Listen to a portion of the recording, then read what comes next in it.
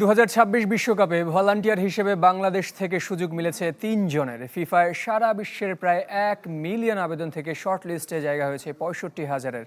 বাংলাদেশ থেকে রেজাউল হোসেন অনিক, সাকিব তুর্য এবং রায়্যান আহমেদের দায়িত্ব এরই মধ্যে চূড়ান্ত হয়েছে। তাদের মধ্যে অনেক অপেক্ষায় 3 বিশ্বকাপে ফাইনাল ভেন্যুতে দায়িত্ব পালনের। আরও জানাচ্ছেন ফয়জুল ইসলাম। বিশ্বজুড়ে বাড়ছে বিশ্বকাপ উন্মাদনা, বাংলাদেশও ব্যতিক্রম নয়। সমর্থনে সীমাবদ্ধ দেশের বিশ্বকাপ উচ্ছ্বাস। তবে রেজাউল হোসেন অনিক, সাকিব তুর্য এবং রায়্যান আহমেদ নিজেদের ব্যতিক্রম ভাবতেই পারেন। তাদের সুযোগ এসেছে 2026 বিশ্বকাপে ভলান্টিয়ার বা স্বেচ্ছাসেবক হিসেবে দায়িত্ব পালনের।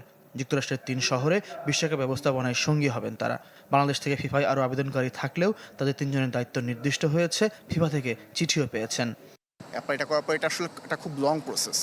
তো ওরা হচ্ছে আপনার ব্যাকগ্রাউন্ড চেক করে হচ্ছে শর্ট লিস্ট করে, দেন ওখান থেকে হচ্ছে সিলেক্ট হতে হয় আর কি। আমাদের ইন্টারভিউ হয়, অনলাইন ইন্টারভিউ। তখন আমাদের মোটিভেশন, আমাদের এক্সপিরিয়েন্স, আমরা কি শিক্ষা আমরা কি আবার ওদেরকে দিতে পারি, এইসব বিষয়ে কথা হয়। তো সব কিছু ইভ্যালুয়েট করে ফাইনালি ওরা সিলেক্ট করে। আমার ভেন্যু হচ্ছে সান ফ্রান্সিসকো, বে এরিয়া, ক্যালিফোর্নিয়াতে আর কি। তো আমার ভেন্যুতে হচ্ছে টোটাল 6টা ম্যাচ হবে। তো ওই 6 ম্যাচ ডেতে আর কি আমার ভলান্টিয়ারিং। সাকিব ও রায়ান প্রথম বিশ্বকাপ অভিজ্ঞতার অপেক্ষায় থাকলেও তৃতীয় আসরে ভলান্টিয়ার হিসেবে যাওয়ার অপেক্ষায় অনেক। ব্রাজিল ও কাতার আসরের পর যুক্তরাষ্ট্রেও তার দায়িত্ব ফাইনাল ভেন্যুতে।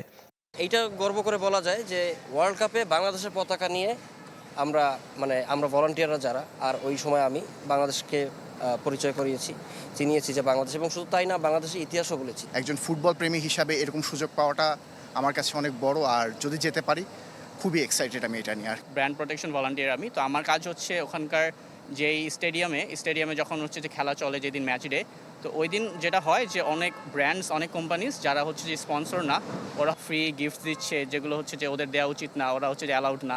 তো ওগুলোকে হচ্ছে যে রিপোর্ট করা হচ্ছে যে আমাদের কাজ। 3 জনের মধ্যে রায়ানের যুক্তরাষ্ট্রের ভিসা থাকায় তার যাওয়া সময়ের অপেক্ষা।